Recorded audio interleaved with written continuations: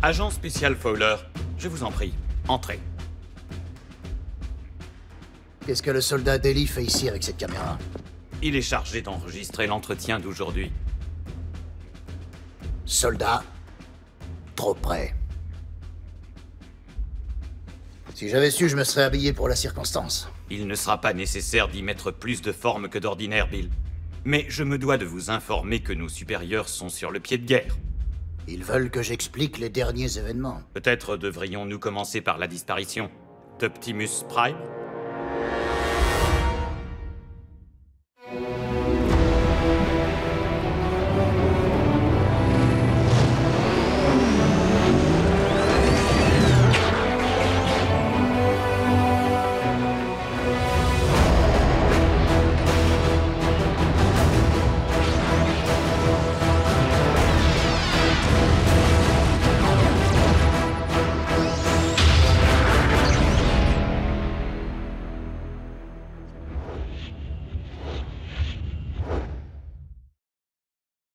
Je pensais que cette affaire était claire. Prime est vivant et il se porte bien. Mais il est difficile pour nos supérieurs de l'accepter, avant d'avoir eu la possibilité de voir Optimus et son soi-disant imposteur. Côte à côte, c'est ça? Ça n'aurait pourtant pas été la plus sage des décisions à prendre. Nos hélicos avaient reçu l'ordre formel d'abattre tout Autobot qui pointerait son nez dans le périmètre. Nous étions alors en état d'alerte maximale. Voyons un peu les éléments positifs. Nous avons des informations très importantes sur la Mech, et en particulier sur son chef, Silas, le nom d'emprunt du colonel Leland Bishop. Un ex de la stratégie. L'architecte du projet Damoclès. Des satellites capables de pointer leur laser sur n'importe quelle cible terrestre. Un projet depuis longtemps en veilleuse, et un sérieux motif de renvoi pour le colonel Bishop. Il a eu bien d'autres idées délirantes qu'il a tenté de concrétiser une fois devenu hors la loi. Et on n'a toujours pas retrouvé sa dépouille. Autre petit souci. Certains agents de la Mech, comme Silas, viennent de la stratégie. Vous voulez dire aujourd'hui encore? Ouais, une bonne raison pour eux de rester masqués. J'avais demandé une enquête approfondie, sans oublier que leurs robots ont des capacités supérieures aux nôtres. Comme vous évoluez à un niveau de confidentialité extrêmement élevé, peut-être auriez-vous l'amabilité de me fournir quelques précisions? Nos visiteurs transformables sont des organismes robotisés autonomes, venus de la planète Cybertron, où la guerre faisait rage. Avant toute chose, nous nous battons pour le contrôle de nos réserves d'énergon. À la fois carburant et source de vie, pour tous les Autobots et les Decepticons, quels qu'ils soient. Te souviens-tu de cette période à la fin de la guerre, où chacun des deux camps s'est mis à cacher ses réserves d'énergon, loin de notre monde? Bien sûr, c'est d'ailleurs pour ça qu'il existe des réserves d'énergon sur des planètes comme celle-ci. Et c'est également pour cette raison que notre guerre s'est exportée sur des planètes comme celle-ci, Ratchet. Cette bataille pour l'énergon se poursuit encore aujourd'hui, avec ses sinistres conséquences. Vous êtes absolument sûr de tout ça? J'en ai vu plus qu'il n'en faut pour le croire. Mais je me fie également au rapport rendu par l'équipe de Prime. Rapport que je partage ici avec vous. Précisément. Si vous le voulez bien, venons-en à votre engagement dans toute cette affaire, agent Fowler. Comme vous le savez, je n'étais pas spécialement ravi de devenir une sorte d'assistant Autobot. Prime! Attendez, ne me dites rien. Il est allé s'acheter de l'huile de vidange. Mais ce petit travail annexe s'est vite révélé de première importance. Il a besoin d'encouragement. Je dois avouer que les Autobots m'ont sauvé la vie plus d'une fois. Et il m'est bien sûr arrivé de leur rendre l'appareil. Attention mon ami, le sol se rapproche à vitesse grand V.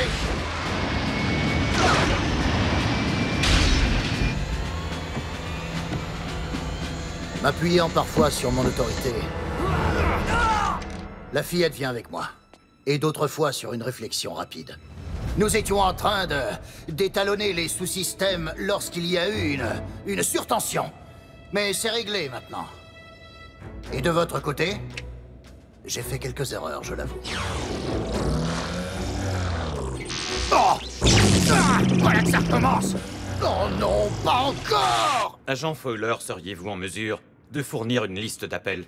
Ainsi, vous sauriez qui est qui en cas de nouvel incident, n'est-ce pas? On peut dire ça, oui. Bon, eh bien... Bulkhead. T'as une voiture? Je crois plutôt que t'es un camion. Un semi-remorque! Tu aimes le heavy metal? Combien tu pèses? Tu utilises un boulet de démolition comme punching ball? Écoute, Miko, avant de devenir un guerrier, j'étais simple ouvrier dans le bâtiment. Je construis des choses, j'en démolis d'autres. C'est tout ce que je sais faire. Mais Bulkhead et moi, on n'était pas toujours sur la même longueur d'onde. N'utilisez pas ce téléphone. Il est en dérangement. Il n'est certes pas le plus agile des Autobots. Ne pas regarder en bas. Et il est le premier à admettre qu'il n'est pas un génie. C'est bon, Doc, y a rien à scanner là-haut. Allez, remettez-le, je veux voir le spectacle, moi aussi. Mais sa force brute est inestimable. Fort heureusement, l'aspect scientifique est le domaine d'un autre Autobot, Ratchet. Mais disons que le Doc est souvent un brin sous tension. Quoi? Vous plaisantez sans que je sois là? Vous voulez que cela fonctionne correctement, oui ou non? Monsieur, je contrôle tout. Mais on peut vraiment compter sur lui quand la situation l'exige.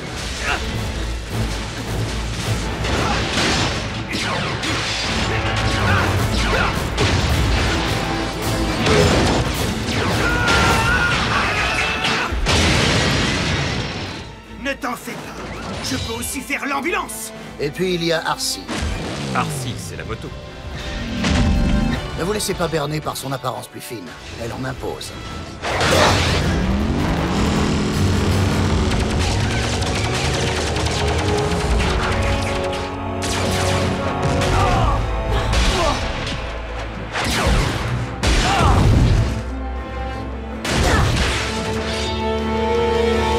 Bumblebee, c'est l'éclaireur de l'équipe.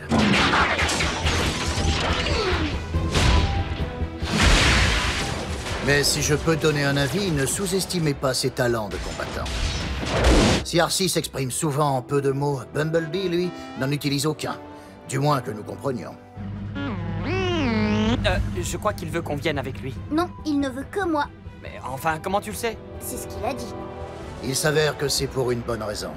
Durant la guerre de Cybertron, le pauvre éclaireur a vu sa boîte vocale arrachée par Megatron lui-même. Mais alors ça signifie que les Autobots ne sont pas aussi indestructibles qu'on le croit. Ne vous méprenez pas, Général. Ils sont d'une solidité à toute épreuve. Mais disons qu'ils sont aussi leur petite défaillance. C'est toi qui viens de hurler comme une petite fille? Non.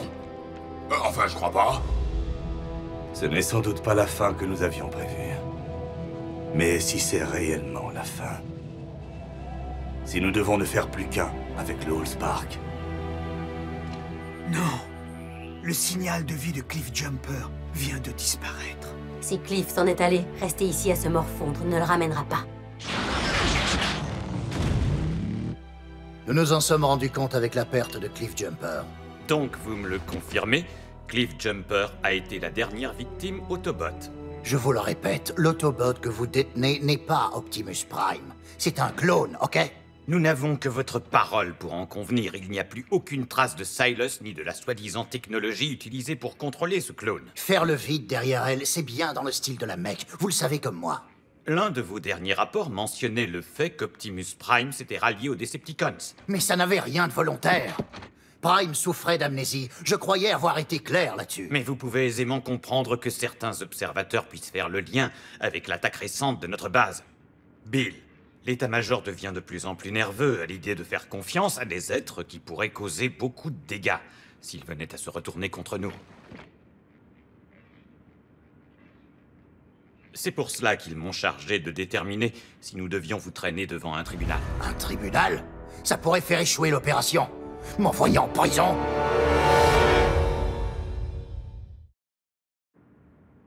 Général Bryce, Prime n'est pas un fauteur de troubles, bien au contraire. Les Autobots sont peut-être très grands, mais ils savent où ils mettent les pieds, et même les gosses... Les gosses? C'est comme ça qu'on appelle notre seconde équipe en interne. J'ignorais totalement qu'ils bénéficiaient d'un autre soutien que le vôtre. Ils ne sont pas répertoriés. Vous avez mêlé des civils à une opération classée top secrète? Oui, mais attention, des civils hautement qualifiés. Ce sont de véritables experts en informatique, en médecine, en communication. J'adore péter des trucs. Vroom, vroom, vroom. Zarbi, tu cherches les coups? Et un geek. Ah, bah Zombie! Tout droit jaillit de l'espace. C'était trop cool. Oh. Et obéissent-ils aux ordres qu'on leur donne? Oui, disons, d'une certaine façon. Bienvenue au driving de chaos, où les hamburgers ont plein de saveurs. Je vous écoute, monsieur. Mais si la discipline militaire leur fait parfois défaut, ils savent compenser ce handicap en trouvant des solutions qu'on ne cherchait plus. Oh, non, rien du tout. Ça alors, t'imagines? La 4e dimension a brouillé la réception du portable. Mais je n'ai pas rêvé, le téléphone a sonné. Et puis on a un signal. Peut-être que les Autobots n'arrivent ni à nous voir ni à nous entendre, parce qu'on se déplace à hyper vitesse ou un truc dans le genre. Leur courage est tout à fait admirable.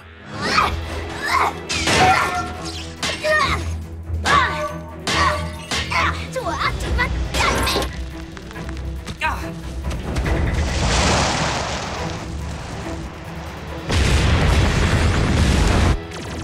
Ils ont prouvé maintes et maintes fois qu'ils étaient prêts à risquer leur vie pour leur pays.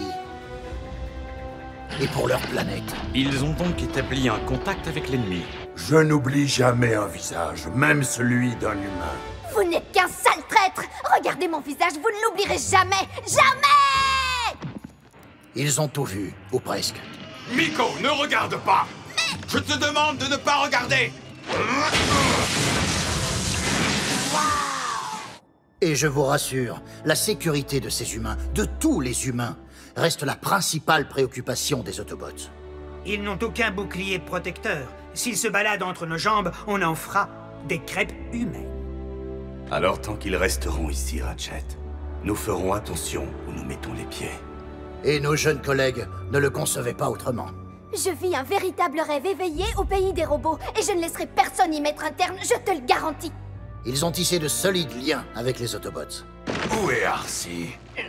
Pourquoi tu ne te maries pas avec elle? Je suis juste derrière toi. Et ils apportent une aide non négligeable lorsque je suis, disons, occupé ailleurs. Vous avez cherché à joindre l'agent spécial William Fowler. Je suis actuellement en stage d'entraînement intensif. Je ne pourrai être joint qu'à partir de mardi. Je déteste parler aux machines. Mais leur implication n'a jamais eu que des visées purement humanitaires. Il s'agissait avant tout de fournir aux Autobots les moyens de mieux appréhender la vie sur notre planète. Un éclaireur ne doit faire strictement aucun bruit. Quoi, qu'est-ce qu'il y a? Tu crois qu'il faut qu'on lui mette ce truc? Non, attends, Arcee, toi, tu es une moto. Tu devrais savoir comment fonctionne un moteur, non? Et toi, tu es un humain, Jack. Tu sais comment fonctionne ton intestin? Vous ne vous rendez pas compte? Vous serez entassé dans un espace confiné et le voyage s'effectue à une vitesse phénoménale. Vous n'imaginez même pas les blessures que cela peut vous causer. Écrasement du squelette, membres foulés ou cassés, métal en fusion. Oui, bon, la dernière peut-être pas. Malheureusement, nous n'avons pas encore vraiment tiré avantage de leur technologie.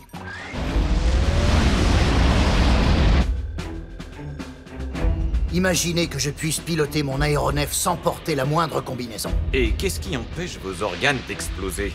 Une modification que Ratchet a apportée sur le régulateur de pression du cockpit. J'aime être à l'aise en toutes circonstances. D'accord, inutile d'enregistrer ça. Maintenant, j'aimerais que vous m'expliquiez pourquoi nous n'avons toujours pas réussi à avoir la tête de Megatron sur un plateau. Non!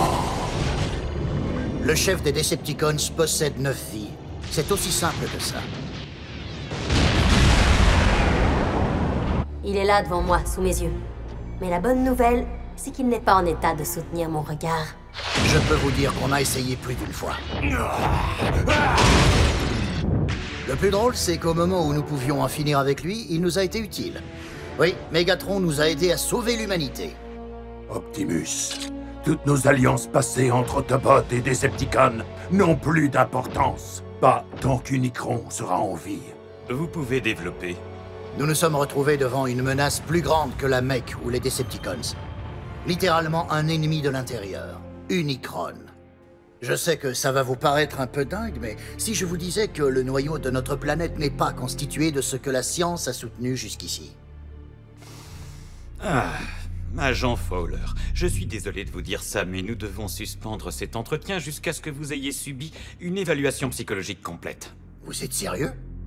En tant que représentant du gouvernement des États-Unis, j'ai la conviction que vous avez perdu l'esprit. Ah.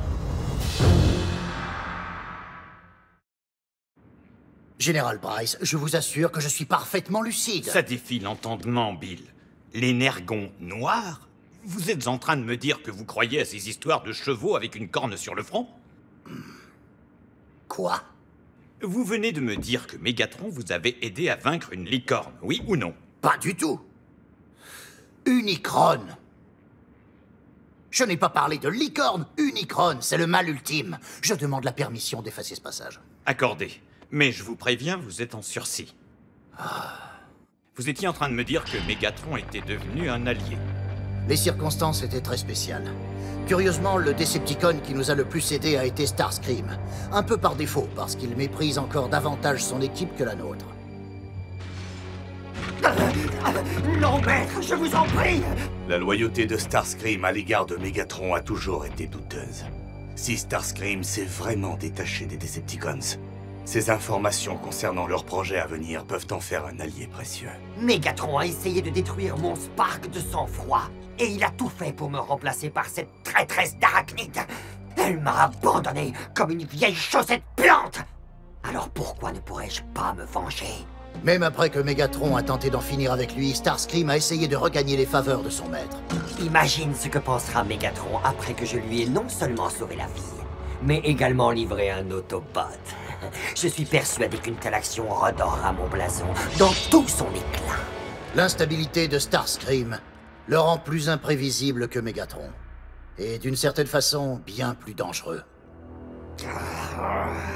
C'est moi qui prends les décisions ici, moi et moi seul, tu m'entends? Il a toujours besoin de savoir si Mégatron est content de lui ou approuve ce qu'il fait. Alors je suis en droit de me demander pourquoi nous n'en avons pas terminé avec ce Starscream. Les Decepticons nous restent bien supérieurs en matière aérienne, même si nous leur avons infligé quelques revers ponctuels.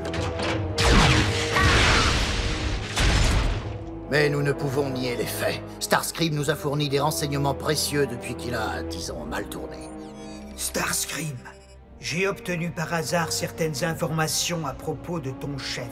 Amène de quoi le soigner. Mais rassurez-vous, les Autobots ne lui ont pas vraiment accordé leur confiance. Un pas de plus, et ton précieux biomech n'existera plus. Heureusement pour nous, malgré son génie tactique, le pire ennemi de Starscream, c'est lui-même.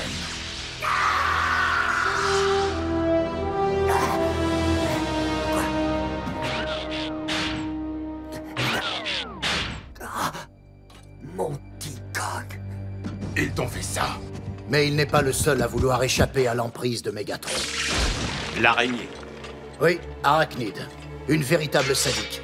Arcee et elle ont un compte à régler. J'imagine que la prochaine fois que ces deux-là se croiseront, une seule repartira sur ses jambes. À moins que Mégatron ne nous débarrasse d'Arachnide avant cela. Il y a donc toujours des rivalités au sein des troupes Decepticons. Absolument.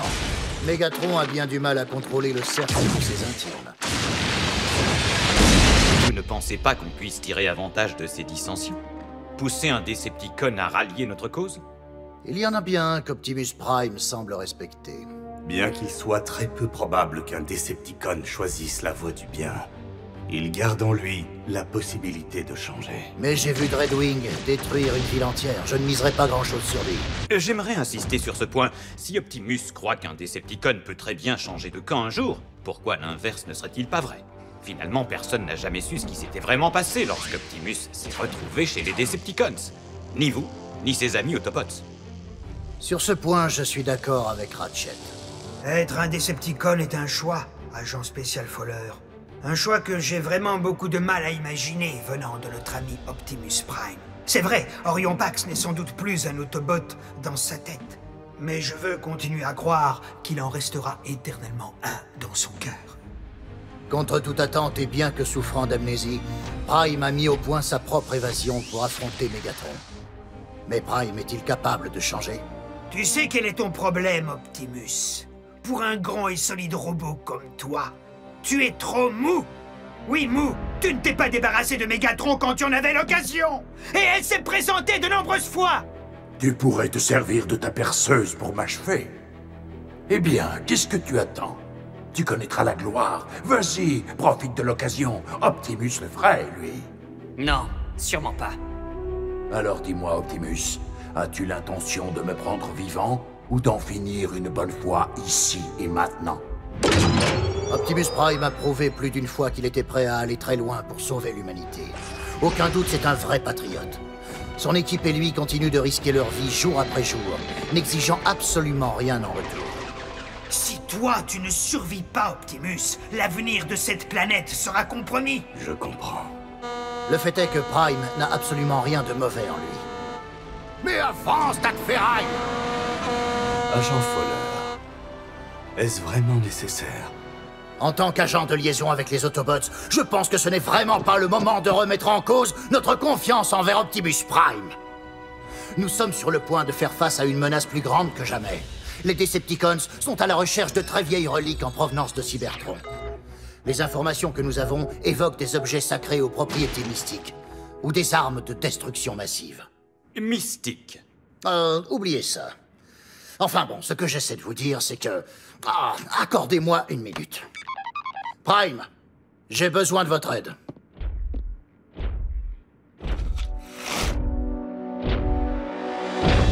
Agent Fowler, est-ce que ce sont des agents de la Mech?